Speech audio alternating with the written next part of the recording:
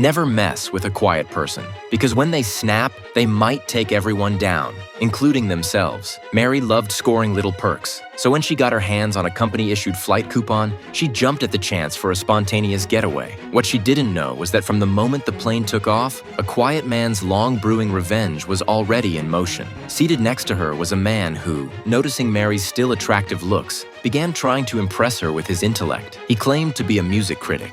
Mary, who worked as a model, mentioned that her ex-boyfriend happened to be a musician. His name was John. At the mention of that name, the man's face changed instantly. 2 years ago, during a music competition, he had harshly trashed John's work, calling it worthless. To this day, he still believed his criticism was spot on. Mary, catching his attitude, decided to play along and started bad-mouthing John too, going as far as to mock his sexual performance. But before things could go any further, the older woman in the row ahead turned around and cut in. She said she knew John as well. She had been his elementary school teacher and had deliberately held him back a grade out of spite. 30 años de docencia, nunca vi nada igual.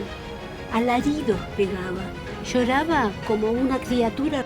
Then another man chimed in. He recognized the former teacher and said he used to sit next to John in school and that he often bullied him. One by one, more passengers joined in, each recounting how they had mistreated John. One man in the back said he had been John's former manager. He once got John fired for a petty reason, just because John forgot to bring him coffee. He even made sure to badmouth John to the higher-ups to get rid of him. Suddenly, the man sitting next to Mary realized something was seriously wrong. He shouted, "Is there anyone on this plane who hasn't wronged John?" It turned out that every single person had a past conflict with him. Even stranger, none of them had paid for their tickets. Every one of them had either won a prize drawing or received the flight voucher from their workplace. Just then, a terrified flight attendant turned to face the passengers. She confessed that John had once pursued her romantically, but thinking herself too beautiful for him, she cruelly rejected and humiliated him. Now she was horrified because John was the pilot of this flight, and from the moment he entered the cockpit, he had locked the door and disabled all communication with the outside world. Panic set in as Mary tried to confess her own sins. She admitted that she hadn't just broken up with John,